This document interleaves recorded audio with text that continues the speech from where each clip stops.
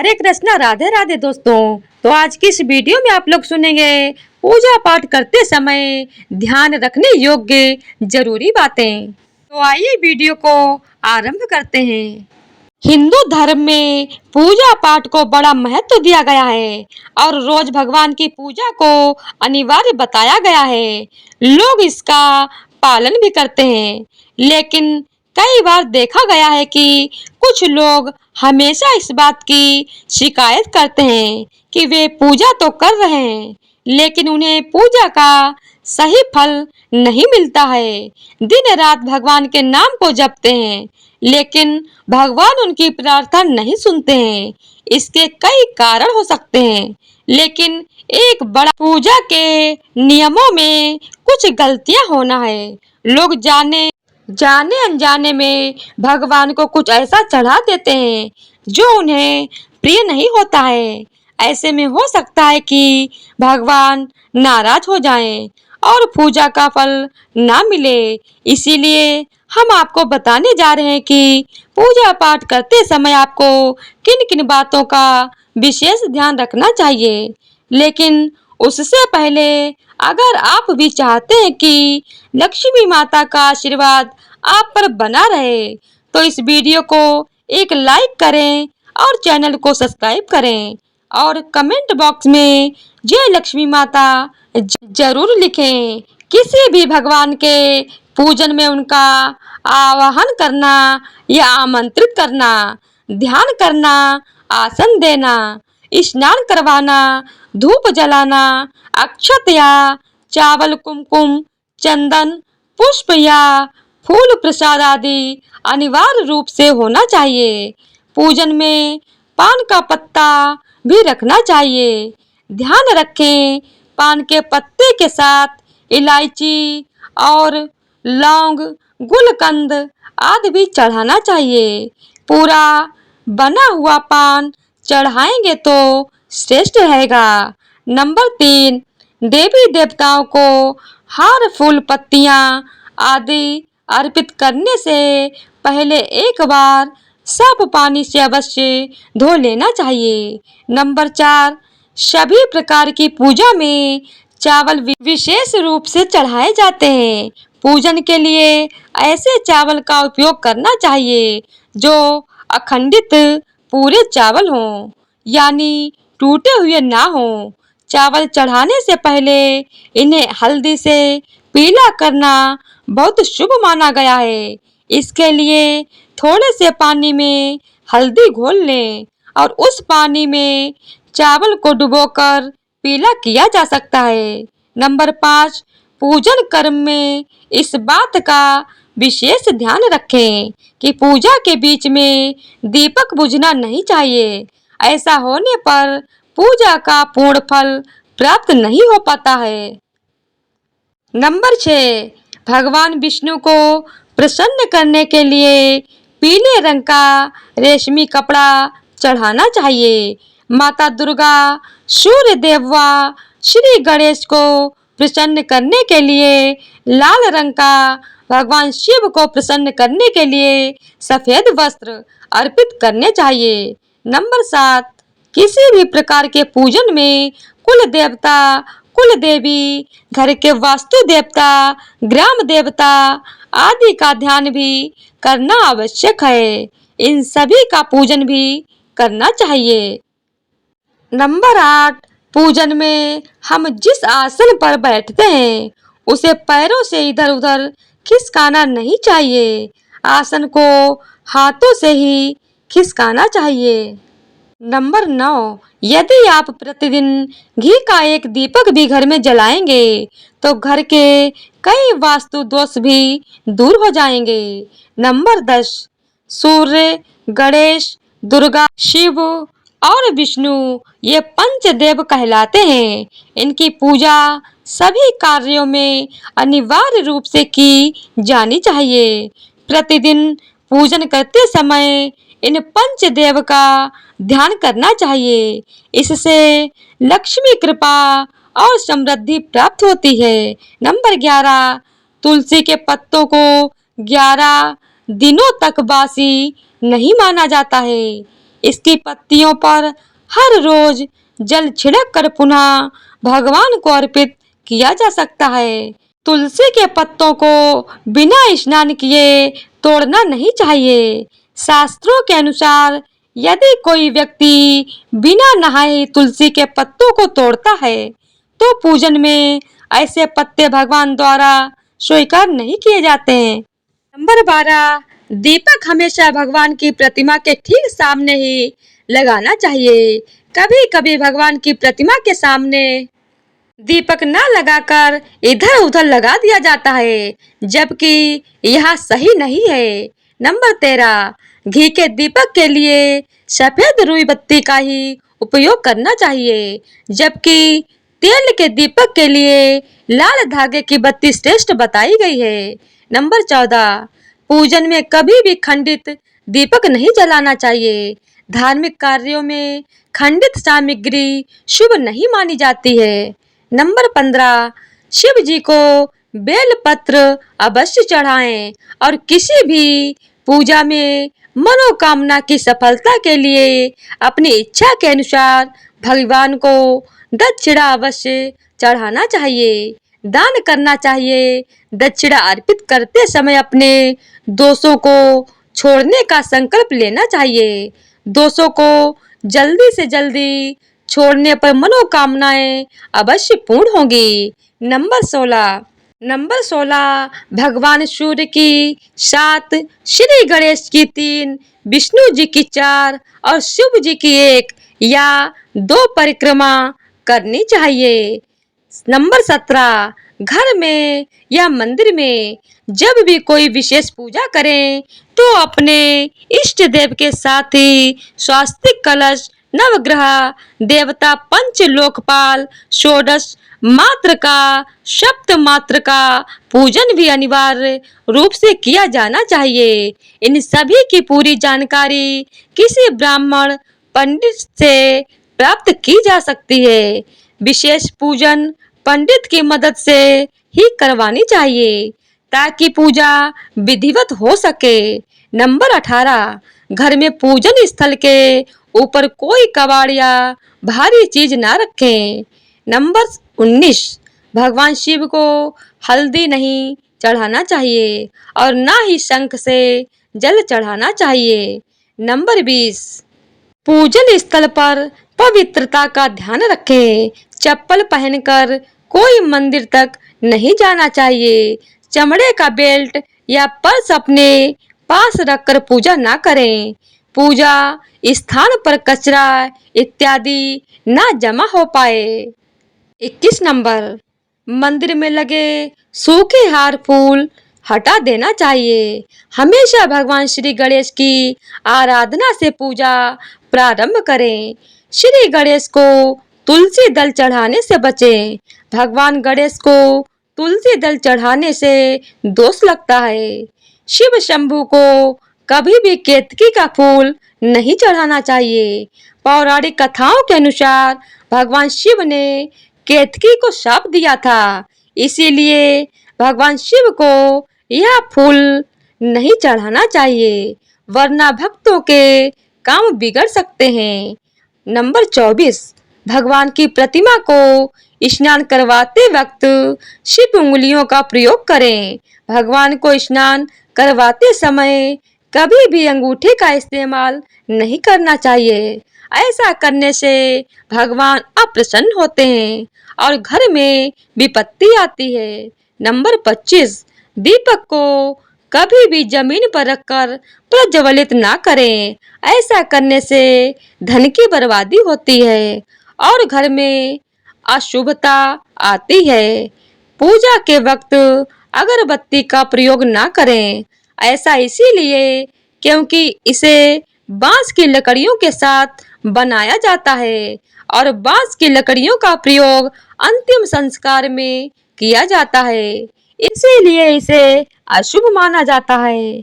रविवार के दिन तुलसी के पत्ते को तोड़ने से बचें। मान्यताओं के अनुसार रविवार के दिन तुलसी के पत्ते तोड़ने से भगवान विष्णु अप्रसन्न होते हैं। भगवान शालिग्राम को कभी भी चावल अर्पित नहीं करना चाहिए वास्तु दोष शास्त्र के अनुसार ऐसा करने से दोष लगता है। पूजा में गंदे कपड़े पहनकर ना बैठे।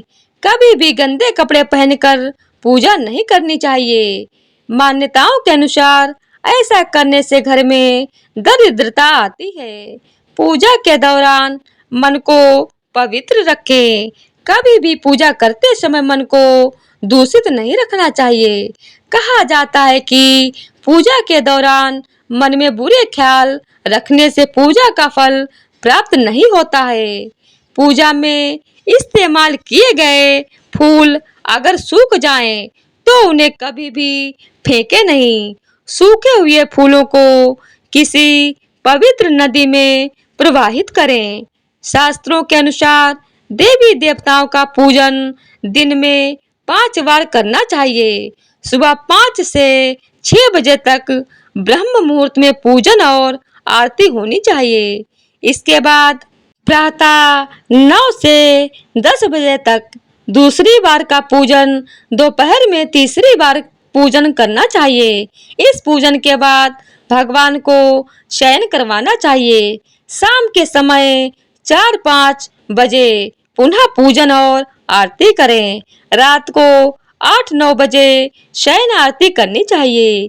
जिन घरों में नियमित रूप से 5 बार पूजन किया जाता है, वहाँ सभी देवी देवताओं का वास होता है और ऐसे घरों में धन धान्य की कोई कमी नहीं होती है। प्लास्टिक की बोतल में या किसी अपवित्र धातु के बर्तन में गंगा जल नहीं रखना चाहिए। अपवित्र धातु जैसे एल्युमिनियम और लोहे से बने बर्तन में गंगा जल नहीं रखा जाना चाहिए। गंगा जल तांबे के बर्तन में रखना ही शुभ रहता है। स्त्रियों को और अपवित्र अवस्था में पुरुषों को शंख नहीं बजाना चाहिए। यह इस नियम का पालन नहीं किया जाता है, तो जहाँ शंख बजाया जाता है, वहाँ से देवी लक्ष्मी चली जाती हैं। मंदिर और देवी देवताओं की मूर्ति के सामने कभी भी पीठ दिखाकर नहीं बैठना चाहिए। किसी भी पूजा में मनोकामना की सफलता के लिए दक्षिणा अवश्य चढ़ानी चाहिए। दक्षिणा अर्पित करते समय अपने दोषों को छोड़ने का संकल्प लेना चाहिए। दोषों को जल्दी से जल्दी छोड़ने पर मनोकामनाएं अवश्य पूर्ण होंगी। आमतौर पर फूलों को हाथों में रखकर हाथों से भगवान को अर्पित किया जाता है। ऐसा नहीं करना चाहिए। फूल चढ़ाने के लिए फूलों को किसी पवित्र पात्र में रखना चाहिए और इसी पात्र में से लेकर देवी देवताओं को अर्पित करना चाहिए।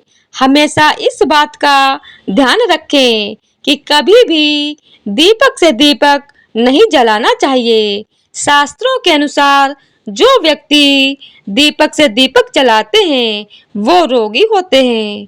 भगवान की आरती करते समय ध्यान रखें ये बातें।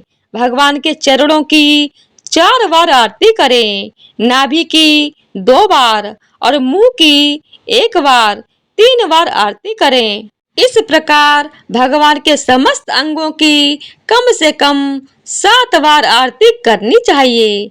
अपने मंदिर में सिर्फ प्रतिष्ठित मूर्ति ही रखें। उपहार, कांच, लकड़ी एवं फाइबर की मूर्तियां ना रखें एवं खंडित, जली कटी फोटो और टूटा कांच तुरंत हटा दें। शास्त्रों के अनुसार खंडित मूर्तियों की पूजा वर्जित की गई है। जो भी मूर्ति खंडित हो जाती है, उसे पूजा के स्थान से हटा देना चाहिए और किसी पवित्र बहती नदी में प्रवाहित कर देना चाहिए। खंडित मूर्तियों की पूजा अशुभ मानी जाती है। इस संबंध में यह बात ध्यान रखने योग्य है कि सिर्फ शिवलिंग कभी भी किसी भी अवस्था में खंडित नहीं माना जाता है। मंदिर के ऊपर भगवान के वस्त्र, पुस्तकें एवं आभूषण आदि भी न रखें। मंदिर में पर्दा अति आवश्यक है। अपने पूज्य माता पिता तथा पितरों का फोटो मंदिर में कदापि न रखें। उन्हें घर के नैतृत्व कोण में स्थापित करें। कभी भी भगवान को या फिर अपने से बड़ों को एक हाथ से प्रणाम नहीं करना चाहिए। इसके साथ ही यह भी ध्यान रखें कि सोए हुए व्यक्ति का चरण स्पर्श नहीं करना चाहिए। पूजा के बाद बड़ों का आशीर्वाद लेते समय ध्यान रखें कि किसी के दाएं पैर को दाएं हाथ से, बाएं पैर को बाएं हाथ से छूकर प्रणाम करें। जप करते समय जीभ या ओंठ को नहीं हिलाना चाहिए। इसे उपांशु जप कहते हैं। इसका फल 100 गुना प्राप्त होता है। माला जप करते समय दाएं हाथ को कपड़े या गौमुखी से ढककर रखना चाहिए। जप के बाद आसन के नीचे की भूमि को स्पर्श कर नेत्रों से लगाना चाहिए।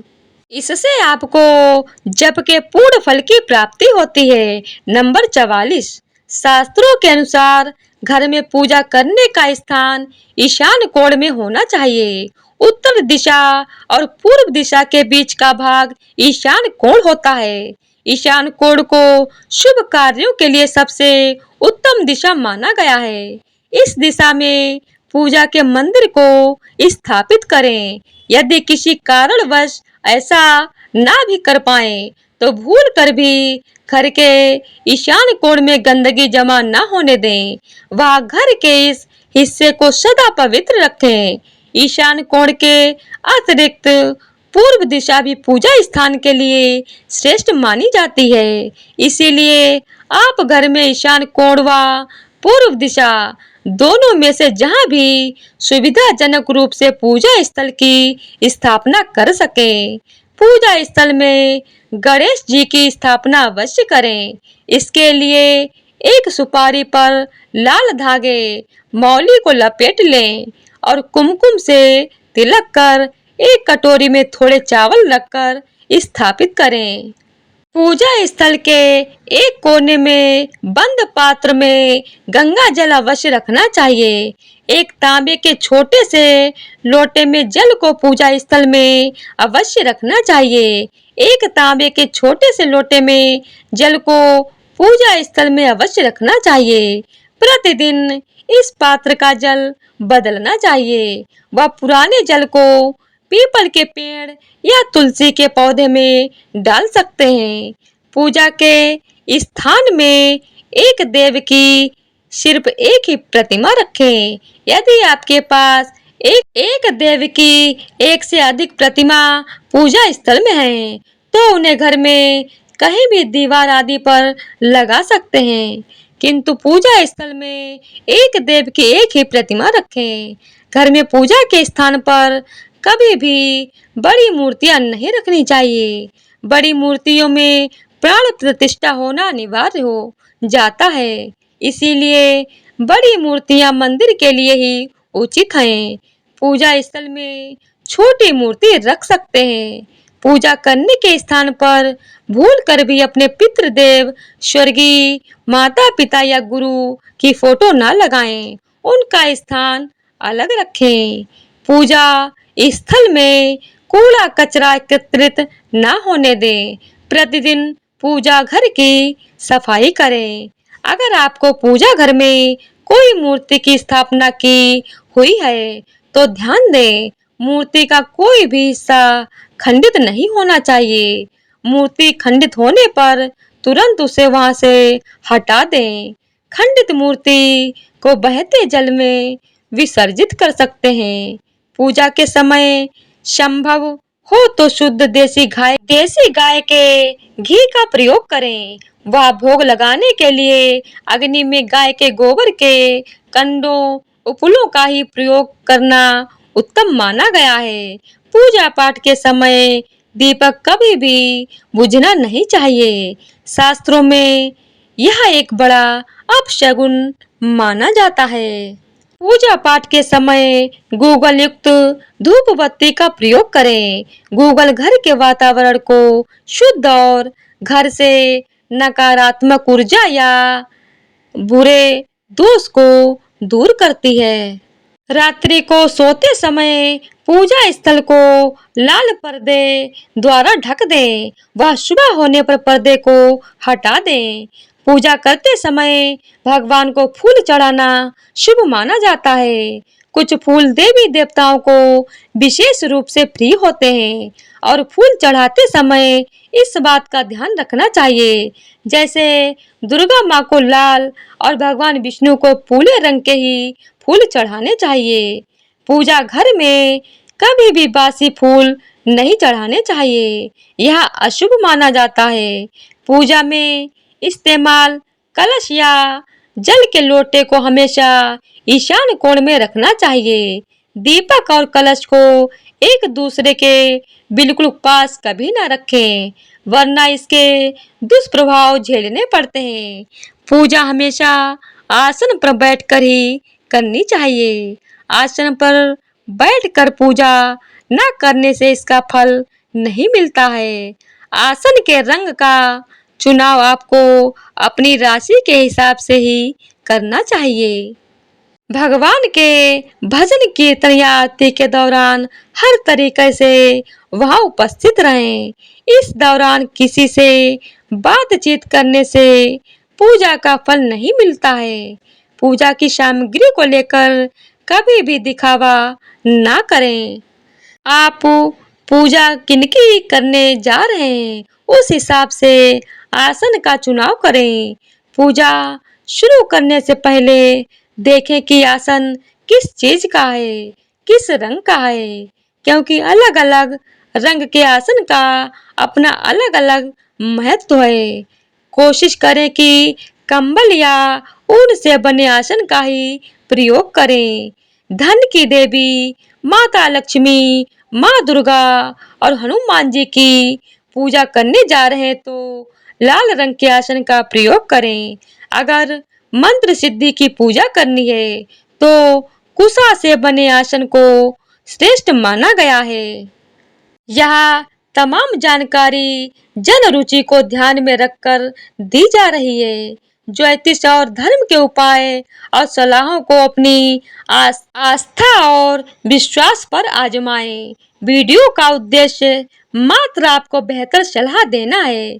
इस संदर्भ में हम किसी प्रकार का कोई दावा नहीं करते हैं। तो दोस्तों, वीडियो अच्छी लगी हो तो लाइक करें और चैनल को सब्सक्राइब जरूर करें। धन्यवाद।